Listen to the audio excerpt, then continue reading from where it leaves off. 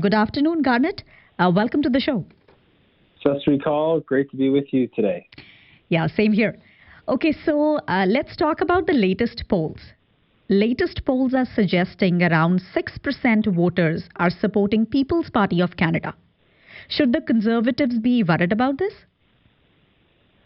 There's the public polls, and I have to say, as someone who worked in the polling business before getting elected, I'm always a little bit skeptical about the public polls. Okay. But our focus is on reaching people who haven't decided yet, on getting our vote out. We're seeing a lot of momentum for the Conservatives, a lot of people responding well to our message. And we're quite optimistic based on the momentum we're seeing. People are looking for change. This is a change election.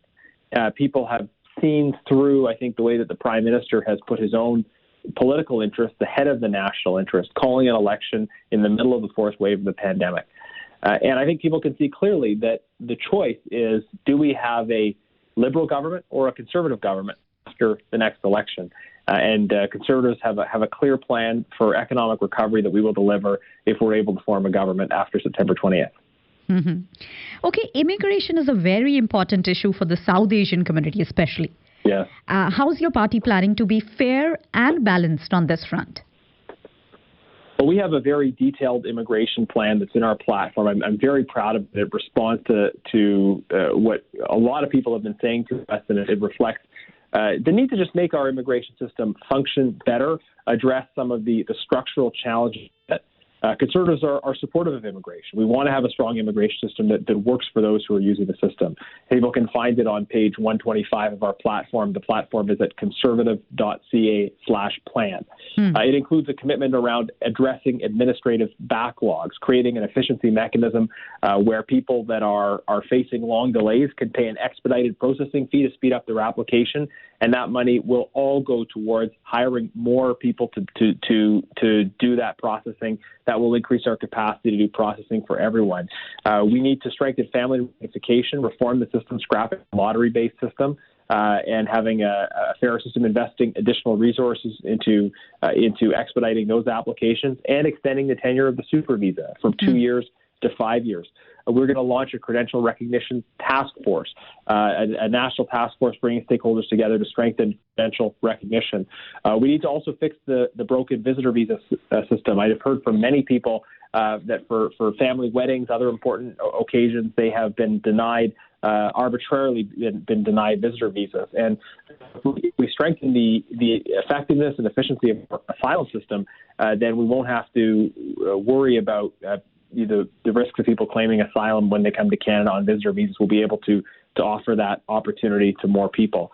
And I know on the refugee side as well, people in the South Asian community are following very closely the terrible events in Afghanistan. Yes. And I am advocating for the Sikh and Hindu minority as well as other minority communities in Afghanistan for years. The first statement I made in Parliament in 2015 was calling for a special program to have direct sponsorship of those vulnerable minority communities. It didn't happen in 6 years, and Conservatives are committed to increasing private and joint sponsorship, to expanding the opportunities for communities to sponsor people in vulnerable situations, and also allow direct sponsorship from countries where people are facing severe persecution, such as Afghanistan. Mm-hmm. Mr. Genuis, I guess you would agree with me when I say that the struggle to match housing costs to income, it's actually affecting almost everyone in Canada. How is your party planning to address this crucial issue? Absolutely. It's a great question. And if you look at our plan, a big emphasis on affordability, recognizing that the two biggest challenges people are facing in terms of their own economy's impact on them are their ability to access a job and their ability to access a house that's in their price range. Job and a home are fundamental needs that everybody has. So on the housing side of it, we recognize that a big part of the problem has been supply. There are more people and not enough more houses to respond to that need.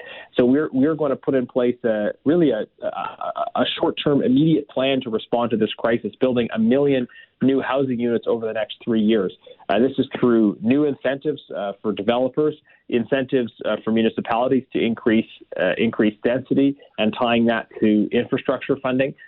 We are committing as well to opening up federal lands for development for more housing. This will be an important way of expanding the available housing stock. We also need to address the issue of foreign buyers and how that impacts the housing market. So we've committed to putting in place a 2-year moratorium on non-resident foreign buyers purchasing into the Canadian real estate market and taking other action to combat money laundering. So these are some of the key measures that will increase supply, help people access housing, address the foreign buyers issue, and make homes more affordable for all Canadians. This will make a real concrete difference over the term of a Conservative mandate. Mm-hmm. Mr. Genuis, do you feel that your party's platform is best equipped to address the climate change? Do you guys even agree that climate change is real?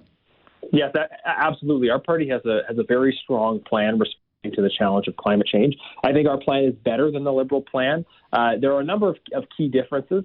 Our plan uses a pricing mechanism, but it puts the revenue from that pricing mechanism for the individual back into a carbon savings account, giving individuals the opportunity and the incentive to invest in climate adaptation measures that will reduce their emissions.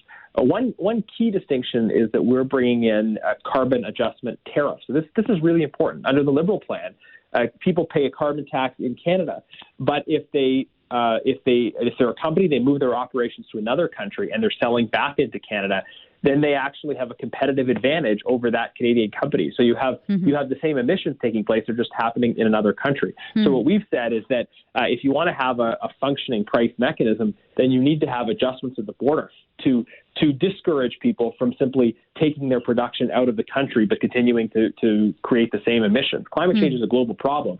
And if you're going to have an effective pricing mechanism that takes that into consideration, then you have to have those border adjustments in place. So that's about recognizing the global nature of the challenge. It's also about protecting our national economy and protecting jobs here in Canada. So, we've thought very carefully about protecting the environment and protecting the economy at the same time. And some of these new measures, like the carbon savings account, like the border adjustments, are significant improvements on the status quo that help the environment and the economy. Mm-hmm. Would you like to share your party's vision with our listeners at the end? Pardon me? Sorry. Would you like to share your party's vision with our listeners? Yes, well, absolutely. We have a plan for securing the future. I think under this government, there's been too much of an emphasis on style over substance and on short-term over the long-term. Conservatives have a detailed plan for thinking about the future, the kind of country we're going to pass on to the next generation. And a big part of that is prosperity, is affordable housing, is jobs, and creating economic opportunity, creating the kind of growth we need. Key to that as well is fiscal stability. We need to have a long-term plan to get back to balanced budgets so that our social programs will be on a secure footing. Increasing investments in healthcare by increasing transfers to the provinces for healthcare. And taking those measures in place to have a well-functioning immigration system, standing up for human rights on the world stage. These are the kinds of things we need to do to secure the future for Canada for the next generation. Mm-hmm. That's what our party is offering to do in this election. And people can, again, read that platform at conservative.ca/plan. Mm-hmm. Mr. Genuis, it was great talking to you, and all the best for your campaign. Thank you so much for joining us.